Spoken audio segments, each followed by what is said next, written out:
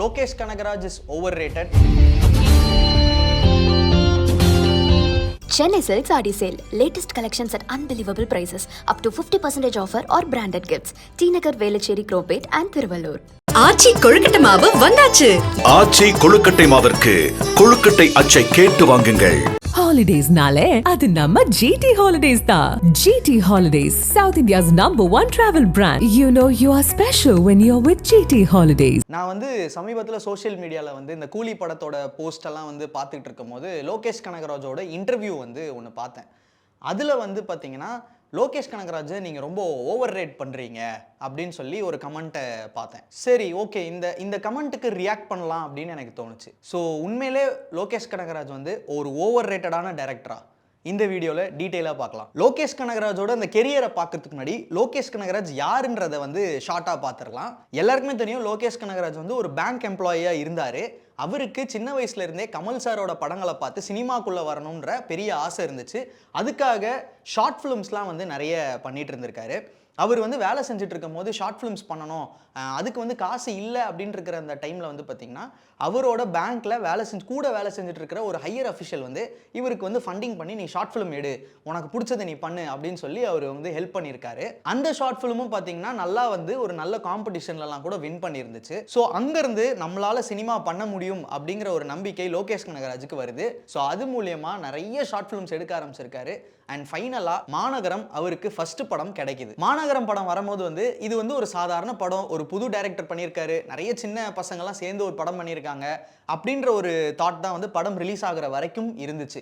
In fact படத்தோட first day கூட பார்த்தீங்கன்னா அந்த அளவுக்கு பெரிய ஓப்பனிங் இல்லை, இந்த படம் வந்துதான் கூட தெரியாத அளவுக்கு இருந்துச்சு. ஆனால் அந்த படத்தோட அந்த வீக்கெண்ட் தான் பார்த்தீங்கன்னா ஒரு பெரிய கேம் சேஞ்சர்னு சொல்லணும். தமிழ் சினிமாவில் ஸ்க்ரீன் பிளேக்காகவே பார்த்தீங்கன்னா நிறைய ஜாம்பவான்கள்லாம் இருக்காங்க. உதாரணத்துக்கு வந்து நம்ம பாக்கியராஜ் சாரை வந்து சொல்லலாம். அண்ட் அதுக்கப்புறம் ரொம்ப நாளுக்கு அப்புறம் பார்த்தீங்கன்னா ஸ்க்ரீன் பிளேல விளையாடினவர் வந்து பார்த்தீங்கன்னா அவரோட முதல் படத்திலே லோகேஷ் கனகராஜ் தான் சொல்லணும். தமிழ் சினிமாவில் நிறைய ஹைப்பர் லிங்க் படங்கள் வந்திருக்கு. ஆனால் மாநகரம் ரொம்பவே ஒரு வித்தியாசமான ஹைப்பர் லிங்க் படமா அமைஞ்சது. இதுதான் வந்து ஆடியன்ஸ்க்கு ரொம்பவே பிடிச்சிருந்தது. அண்ட் அங்கிருந்து லோகேஷ் கனகராஜை கொஞ்சம் கொஞ்சமா வாட்ச் பண்ண ஆரம்பிச்சாங்க. ஆடியன்ஸ் மட்டும் கிடையாது, சினிமாக்குள்ள இருக்கிறவங்களும். அண்ட் அன்னைக்கே சூப்பர் ஸ்டார் அவர்கள் மாநகரத்தை பார்த்துட்டு சூப்பரா இருக்கு அப்படிங்கிற மாதிரி கூப்பிட்டு பாராட்டியும் இருப்பாரு. அண்ட் யாருக்கு தெரியும் அன்னைக்கு சூப்பர் ஸ்டார் கிட்ட பாராட்டு வாங்கினவர் இன்னைக்கு கூலியில வந்து சூப்பர் ஸ்டார் கூடவே ஒர்க் பண்ணுவார்னு சொல்லி. அண்ட் இதுக்கு நடுவில் நடந்த எல்லா விஷயங்களுமே வந்து நம்ம நிறைய பார்த்துருக்கோம் நிறைய விஷயங்கள்ல. அண்ட் மாநகரம்க்கு அப்புறம் கைதி பண்ணாரு. கைதி ஒரு முக்கியமான படமா வந்து லோகேஷ் கனகராஜுக்கு மட்டும் இல்லை, கார்த்தி சாருக்கு மட்டும் இல்லை, தமிழ் சினிமாவுக்கே ரொம்ப ஒரு முக்கியமான படம் வந்தது. ஏன்னா எல்சியோட பிறப்பிடம் கைதி தான். அண்ட் கைதியோட எண்டில் வந்து கைதி 2 வரும் அப்படிங்கிற மாதிரி விஷயங்கள் சொல்லி முடிச்சிருந்தாங்க. எப்போ வரும்ன்ற எக்ஸ்பெக்டேஷன் இப்போ வரைக்கும் இருக்கு. அண்ட் ஃபைனலி அடுத்து கைதி 2 தான் பண்ண போறான்ற ஸ்பெகுலேஷன்லாம் வருது.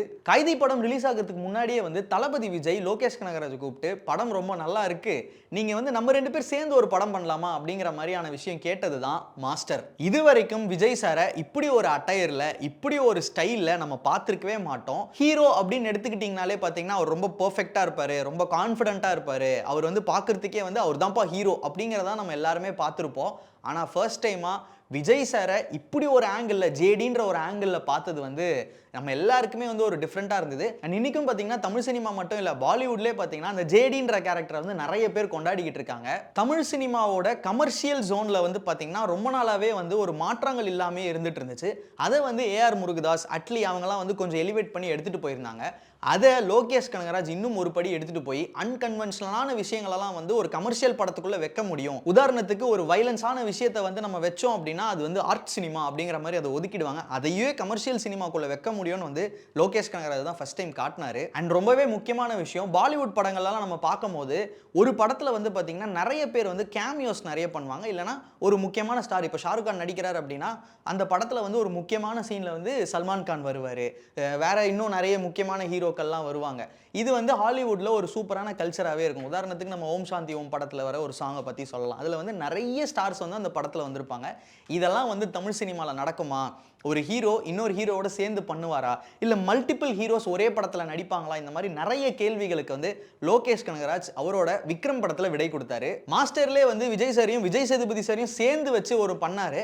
அதை இன்னும் அதிகப்படுத்தி விக்ரம்ல ஒரு பக்கம் ஃபஹத் ஃபாசில், இன்னொரு பக்கம் கமல் சார், அவரோட குருன்னு நினைக்கிற கமல் சார், இன்னொரு பக்கம் விஜய் சேதுபதி, அவங்க 3 பேரையும் அழகா பிளேஸ் பண்ணி எல்லாத்துக்குமே வந்து பார்த்தீங்கன்னா அவங்களோட கேரக்டரை கரெக்டாக கொடுத்து அந்த படத்தையும் இவ்வளோ சூப்பரான ஹிட் பண்ணாரு. அண்ட் ரொம்பவே முக்கியமாக பார்த்தீங்கன்னா விக்ரம் வர்றதுக்கு முன்னாடி தமிழ் சினிமாவில் ஒரு பெரிய வறட்சி இருந்துச்சு. எப்படின்னு பார்த்தீங்கன்னா ஒரு பக்கம் வந்து ஹிந்தி சினிமா ஆல்ரெடி அவங்க பெரிய மார்க்கெட் வச்சுருக்காங்க, அவங்களோட கலெக்ஷன்ஸ் அவங்களோட படத்தோட ரீச் ரொம்பவே பெருசாக இருந்தது. இன்னொரு பக்கம் வந்து தெலுங்கு சினிமா அவங்க வந்து RRR, புஷ்பா, பாகுபலி இந்த மாதிரி அவங்களோட மார்க்கெட்டை எக்ஸ்டெண்ட் பண்ணிக்கிட்டே போயிட்டு இருந்தாங்க, சைனா வரைக்கும் எடுத்துகிட்டு போயிட்டு இருந்தாங்க. அண்ட் இன்னொரு பக்கம் கன்னட சினிமா கொஞ்சம் கொஞ்சமாக அப்படியே அவங்களும் வந்து அவங்களோட மார்க்கெட்டை எக்ஸ்டெண்ட் பண்ணி போயிட்டே இருந்தாங்க. அண்ட் இதெல்லாம் தாண்டி தமிழ் சினிமா கிட்ட இருந்து ஒரு முக்கியமான இந்த மாதிரி ஒரு ஸ்ட்ராங்கான படம் வரலையே, ஒரு மார்க்கெட் எக்ஸ்டெண்ட் பண்ணுற மாதிரி ஒரு படம் வரலையே அப்படின்னு சொல்லி பெரிய ஏக்கம் வந்து தமிழ் சினிமா ரசிகர்கள்கிட்ட இருந்துச்சு. அதே ஏக்கம் தான் வந்து பார்த்தீங்கன்னா தமிழ் சினிமாவில் ஒர்க் பண்ணுற எல்லா ஸ்டார், எல்லா டைரக்டர்ஸ், எல்லா டெக்னீஷியனுக்குமே இருந்தது.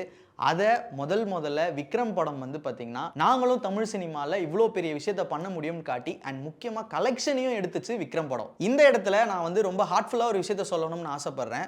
ஏன்னா வந்து நம்ம மனசார ஒரு விஷயத்தை வந்து நேசித்தோம், அதை நம்ம கடைப்பிடிச்சோம் அப்படின்னா அது நம்மளை கரெக்டாக அந்த இடத்துக்கு கூட்டு போய் நிறுத்தோம் அப்படிங்கிறது வந்து லோகேஷ் கனகராஜ் ஒரு பர்ஃபெக்டான எக்ஸாம்பிள்.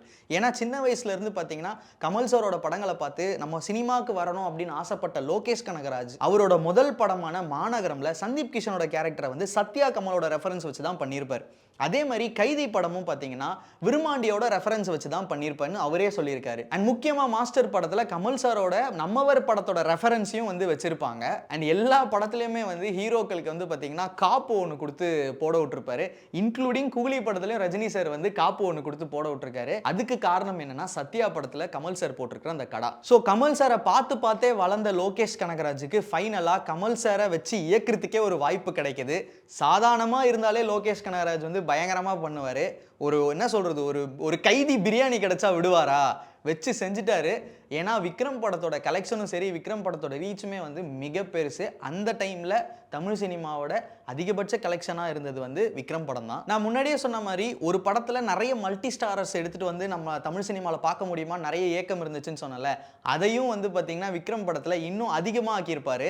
ஏன்னா கிளைமேக்ஸில் வந்து சூர்யா சாரை வந்து கமல் சார் படத்தில் பார்க்குறதுன்றது வந்து ரொம்ப பெரிய விஷயம் இல்லை. இதுக்கு முன்னாடி மன்மத நம்பல வந்து ஒரு சின்ன கேமியோ பண்ணியிருப்பாரு. ஆனால் சூர்யா விசஸ் கமல் அப்படிங்கிற அந்த ஒரு விஷயத்தை வந்து விக்ரம் படத்தோட கிளைமேக்ஸில் வந்து காட்டியிருப்பாரு. அந்த விஷயத்துக்காகவே வந்து பார்த்தீங்கன்னா படம் பிளாஸ்ட்னு நிறைய பேர் வந்து கமெண்ட்லலாம் சொல்லிக்கிட்டு இருந்தாங்க. அண்ட் இந்த விக்ரம் படம் முடியும் போதே பார்த்தீங்கன்னா எல்சியோட அப்டேஷன் ஆரம்பிச்சிருச்சு. ஸோ ஏன்னா வந்து எல்சியூவில் வந்து ஃபஸ்ட்டு கார்த்தி சார் இருந்தார், அதுக்கப்புறம் கமல் சார் வந்தார், அதுக்கப்புறம் வந்து இப்போ சூர்யா சாரும் இணைஞ்சிட்டாங்க. ஸோ இந்த எல்சியூ வந்து பார்த்தீங்கன்னா நிறைய பேர் வந்து யோசிச்சே பார்க்க முடியாத ஒரு விஷயத்தை வந்து லோகேஷ் கனகராஜ் வந்து நடத்தி காட்டிட்டாரு தமிழ் சினிமாக்குள்ளே. இதை வந்து நம்ம ஹாலிவுட் படங்களில் தான் நிறைய பார்த்துருப்போம். இந்த சினிமேட்டிக் யூனிவர்ஸ் அப்படிங்கிறத first time Lokesh Kanagaraj cinematic universe அப்படிங்கிறத வந்து கிரியேட் பண்ணி நம்மளோட அந்த வியூவிங் எக்ஸ்பீரியன்ஸை வந்து இன்னும் மேக்ஸிமைஸ் பண்ணி காட்டினார் லோகேஷ் கனகராஜ். அதுக்கப்புறம் ரெண்டாவது வாட்டியாக விஜய் சாரோட லியோ படத்தில் வந்து நடித்தார். அண்ட் அந்த படத்துலையுமே பார்த்தீங்கன்னா விஜய் சார் இது வரைக்கும் நம்ம பார்க்காத ஒரு கேரக்டர் தான் எடுத்து பண்ணியிருந்தார்.